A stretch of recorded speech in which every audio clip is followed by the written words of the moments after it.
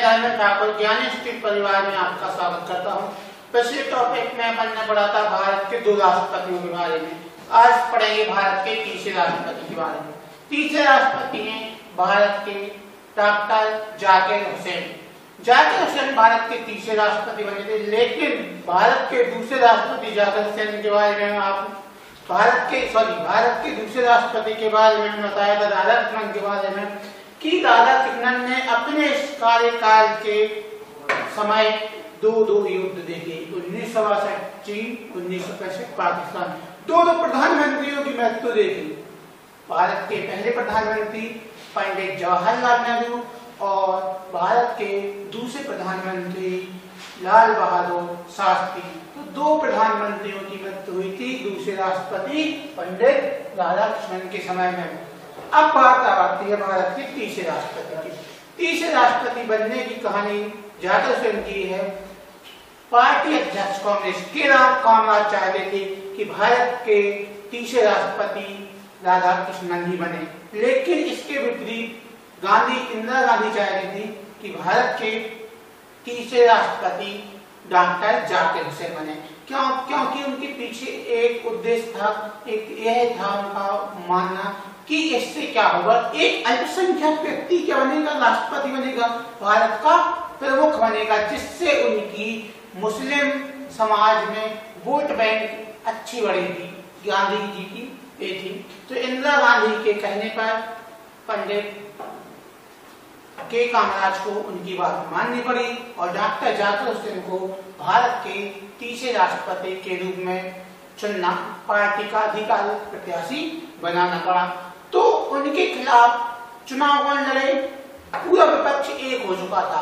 पूरे विपक्ष ने एकजुटता से भारत के पूर्व न्यायाधीश के सुब्बा राव को डॉक्टर जाकिर हुसैन के खिलाफ खड़ा किया और कांग्रेस को हराना चाहते थे सब लोग, और कांग्रेस में ही फूट डाल के कांग्रेस को हराना चाहते थे। लेकिन इंदिरा गांधी ने क्या किया? इंदिरा गांधी ने कहा कि आप एक काम कीजिए, हम लोग सभा में पूर्ण बहुमत में हैं और राज्यसभा में पूर्ण बहुमत में हैं, ऐसा कीजिए कि राष्ट्रपति पद हमें दे दीजिए और उपराष्ट्रपति पद आप जिसे चाहो उसे बना देंगे। लेकिन विपक्ष ने क्या सोचा, ये इंदिरा गांधी की कमजोरी है, तब तो ये बोल रही हैं, इसलिए अपन राष्ट्रपति चुनाव में अपना प्रत्याशी खड़ा करेंगे और के सुब्बा राव को खड़ा किया। विपक्ष चाह रहा था कि इस चुनाव में हम कांग्रेस को हरा दें, और अगर हरा देंगे तो विपक्ष हो जाएगा मजबूर कि हम कांग्रेस को हराने लायक विपक्ष हो गए। उस समय पे जनसंघ था विपक्ष के रूप में, कई और पार्टियां थी, वामपंथी दल थे। चुनाव हुए, नतीजे आए तो जाकिर हुसैन ने के सुब्बा राव को 1 लाख के वोटों के अंतर से हरा दिया और इंदिरा गांधी 10 जनपद से सीधे जाकिर हुसैन के निवास पर गई और सोचा कि पहली खुशखबरी हम ही देंगे। लेकिन यह उनकी मंशा पूर्ण नहीं हो सकी, क्योंकि भारत के दूसरे राष्ट्रपति जाकिर हुसैन को पहले ही जाके बधाई दे चुके थे। राधाकृष्णन उनके घर पर ही बैठे थे। तो तीसरे राष्ट्रपति कौन बने?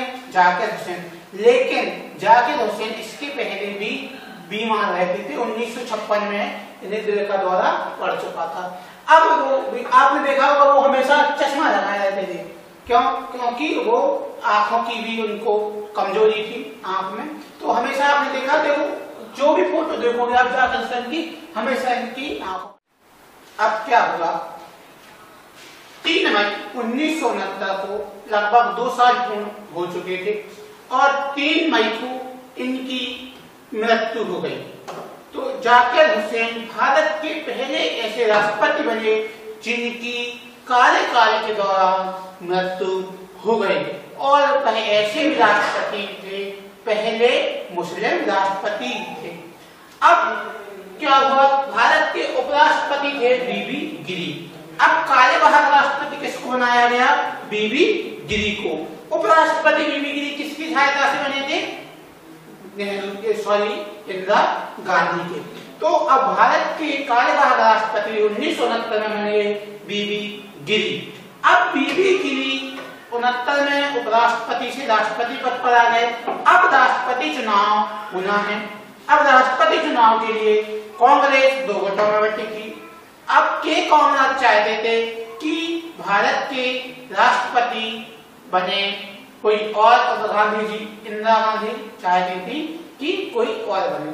अब विपक्ष की ओर से सीडी देशमुख प्रत्याशी बनाए गए, विपक्ष की तरफ से सीडी देशमुख प्रत्याशी बनाए गए और कांग्रेस की तरफ से नीलम संजीव रेड्डी को आधिकारिक प्रत्याशी बनाया गया, जो कि इंदिरा गांधी नहीं चाहती थी कि कौन नीलम संजीव रेड्डी राष्ट्रपति बने। अब चुनाव के 2-3 दिन पहले ही नामांकन के निर्दलीय के रूप में पीवी गिरी ने पर्चा दाखिल कर दिया और कार्यवाहक राष्ट्रपति पद से इस्तीफा दे दिया। अब क्या हुआ कि राष्ट्रपति पद खाली भी हो गया और उपराष्ट्रपति भी गिरे थे, तो इन्होंने उपराष्ट्रपति पद से भी क्या दे दिया, इस्तीफा दे दिया। अब आपको पता है कंडीशन क्या होती है, जब भारत का राष्ट्रपति का पद खाली हो तो कौन होते हैं, भारत के उपराष्ट्रपति यह पद संभालेंगे।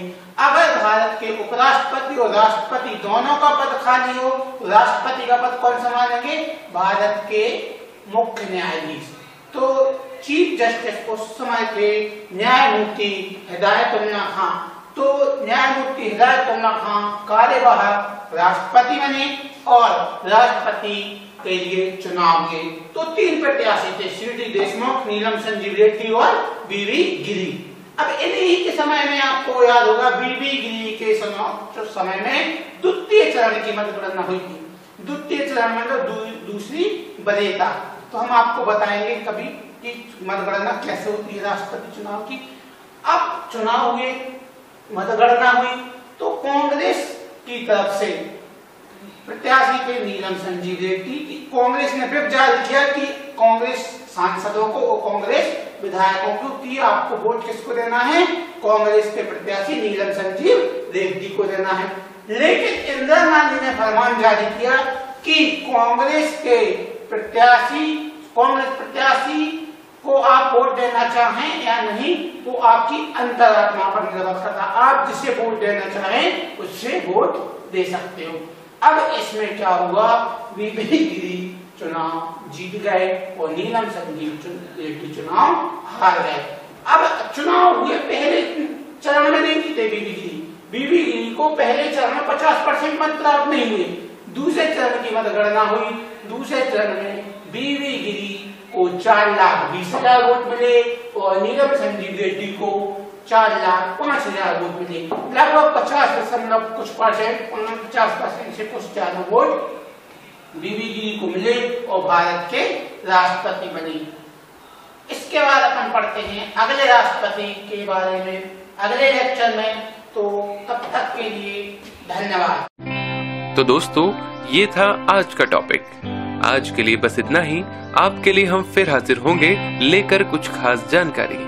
हमारे साथ जुड़े रहने के लिए हमारे चैनल को सब्सक्राइब कीजिए और लेटेस्ट अपडेट्स पाने के लिए बेल आइकन को दबाएं। वीडियो को लाइक कीजिए, शेयर कीजिए और कमेंट बॉक्स में दीजिए अपना फीडबैक। अब दें हमें इजाजत। नमस्कार।